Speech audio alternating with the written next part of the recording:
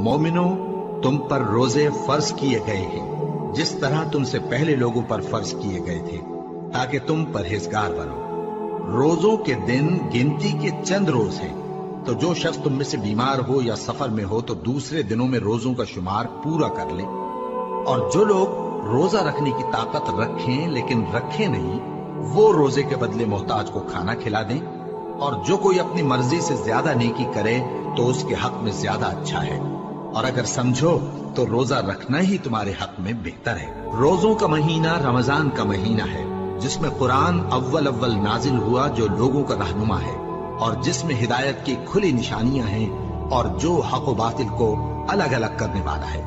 तो जो कोई तुम में से इस महीने में मौजूद हो, चाहिए कि पूरे महीने के रोजे रखे, और जो बीमार हो या सफर में हो तो दूसरे दिनों में रोजे रखकर उनका शुमार पूरा कर ले।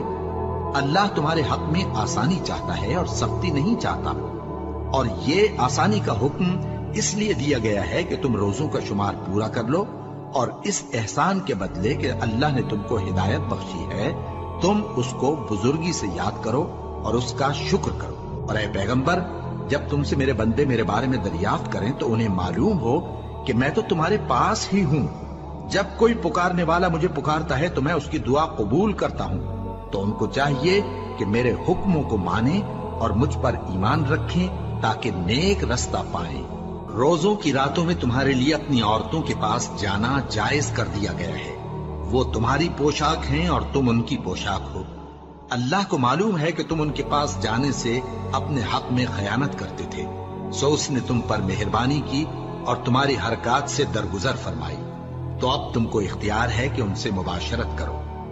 और अल्लाह ने जो चीज तुम्हारे लिए लिख रखी है, यानी औलाद, उसको अल्लाह से तलब करो और खाओ और पियो, यहां तक कि सुबह की सफेद धारी रात की सियाह धारी से अलग नजर आने लगे। फिर रोजा रखकर रात तक पूरा करो। और जब तुम मस्जिदों में एतकाफ बैठते हो तो उनसे मुबाशरत न करो। ये अल्लाह की हदें हैं, इनके पास न जाना। इसी तरह अल्लाह अपनी आयतें लोगों के समझाने के लिए खोल खोल कर बयान फरमाता है, ताकि वो परहेजगार बने। और आपस में एक दूसरे का माल नाहक न खाओ, और न उसको रिश्वतन हाकिमों के पास पहुंचाओ, ताकि लोगों के माल का कुछ हिस्सा नाजायज तौर पर खा जाओ, और इसे तुम जानते भी हो। ऐ पैगंबर, लोग तुमसे नए चांद के बारे में दरियाफ्त करते हैं कि घटता बढ़ता क्यों है। कह दो कि वो लोगों के कामों की मियादें और हज के वक्त मालूम होने का जरिया है। और नेकी इस बात में नहीं कि एहराम की हालत में घरों में उनके पिछवाड़े की तरफ से आओ, बल्कि नेकूकार वो है जो परहेजगार हो।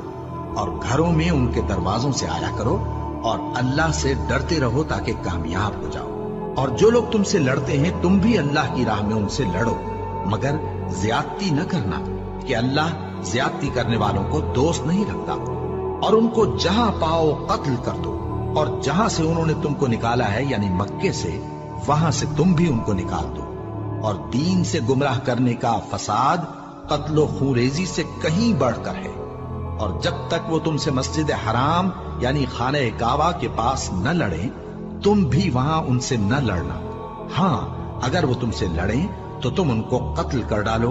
काफिरों की यही सजा है। फिर अगर वो बाज आ जाएं तो अल्लाह बख्शने वाला है, रहम करने वाला है। और उनसे उस वक्त तक लड़ते रहना कि फसाद नाबूद हो जाए और मुल्क में अल्लाह ही का दीन गालिब हो जाए। फिर अगर वो फसाद से बाज आ जाएं तो जालिमों के सिवा किसी पर ज्यादती नहीं करनी चाहिए। अदब का महीना अदब के महीने के मुकाबिल है, और अदब की चीजें एक दूसरे का बदला है। बस अगर कोई तुम पर ज्यादती करे तो जैसी ज्यादती वो तुम पर करे, वैसे ही तुम उस पर करो। और अल्लाह से डरते रहो, और जान रखो कि अल्लाह डरने वालों के साथ है। और अल्लाह की राह में माल खर्च करो और अपने आप को हलाकत में न डालो, और नेकी करो, बेशक अल्लाह नेकी करने वालों को दोस्त रखता है। और अल्लाह की खुशनूदी के लिए हज और उम्रे को पूरा करो, और अगर रास्ते में रोक लिए जाओ तो जैसी कुर्बानी मुयस्सर हो कर दो। और जब तक कुर्बानी अपने मुकाम पर न पहुंच जाए, सर न मुंडाओ। और अगर कोई तुम में बीमार हो या उसके सर में किसी तरह की तकलीफ हो, तो अगर वो सर मुंडा ले तो उसके बदले रोजे रखे या सदका दे या कुर्बानी करे। फिर जब तकलीफ दूर होकर तुम मुतमईन हो जाओ تو جو تم میں حج کے وقت تک عمرے سے فائدہ اٹھانا چاہے وہ جیسی قربانی میسر ہو کرے، اور جس کو قربانی نہ ملے وہ 3 روزے ایام حج میں رکھے اور 7 جب واپس ہو، یہ پورے 10 ہوئے۔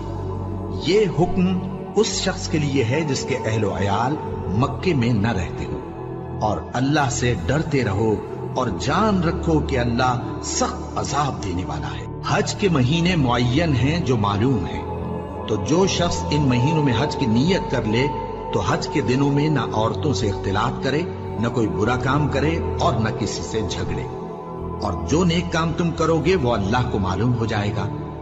اور زاد راہ یعنی رستے کا خرچ ساتھ لے جاؤ، کیونکہ بہترین زاد راہ پرہیزگاری ہے۔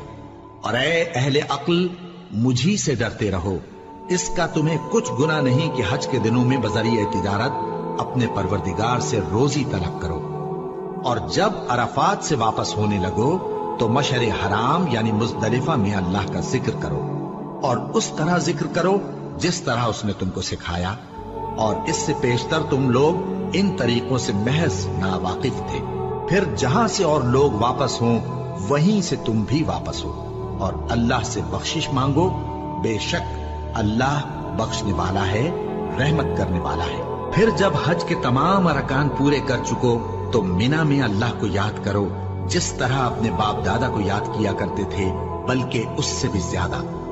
اور بعض لوگ ایسے ہیں جو اللہ سے التجا کرتے ہیں کہ اے پروردگار، ہم کو جو دینا ہے دنیا ہی میں دے دے، اور ایسے لوگوں کا آخرت میں کچھ حصہ نہیں۔ اور بعض ایسے ہیں کہ دعا کرتے ہیں کہ پروردگار ہم کو دنیا میں بھی نعمت عطا فرما اور آخرت میں بھی نعمت بخشیو اور دوزخ کے عذاب سے محفوظ رکھیو۔ یہی لوگ ہیں جن کے لیے ان کے کاموں کا حصہ یعنی اجر نیک تیار ہے، اور اللہ جلد حساب لینے والا ہے۔ اور قیام منا کے دنوں میں جو گنتی کے دن ہیں اللہ کو یاد کرو، اگر کوئی جلدی کرے اور 2 ہی دن میں چل دے تو اس پر بھی کچھ گناہ نہیں، اور جو بات تک ٹھہرا رہے اس پر بھی کچھ گناہ نہیں۔ یہ باتیں اس شخص کے لیے ہیں جو اللہ سے ڈرے، اور تم لوگ اللہ سے ڈرتے رہو اور جان رکھو کہ تم سب اس کے پاس جمع کیے جاؤ گے۔ اور کوئی شخص تو ایسا ہے جس کی گفتگو دنیا کی زندگی میں تم کو دلکش معلوم ہوتی ہے، اور وہ اپنے معافی ضمیر پر یعنی اس بات پر جو اس کے دل میں ہے اللہ کو گواہ بناتا ہے، حالانکہ وہ سخت جھگڑالو ہے۔ اور جب پیٹ پھیر کر چلا جاتا ہے تو زمین میں دوڑتا پھرتا ہے تاکہ اس میں فتنہ انگیزی کرے اور کھیتی کو برباد اور انسانوں اور حیوانوں کی نسل کو نابود کر دے، اور اللہ فتنہ انگیزی کو پسند نہیں کرتا۔ اور جب اس سے کہا جاتا ہے کہ اللہ سے خوف کر تو غرور اس کو گناہ میں پھنسا دیتا ہے، سو اس کو جہنم کافی ہے اور وہ بہت برا ٹھکانہ ہے۔ اور کوئی شخص ایسا ہے کہ اللہ کی خوشنودی حاصل کرنے کے لیے اپنی جان بیچ ڈالتا ہے، اور اللہ بندوں پر بہت مہربان ہے۔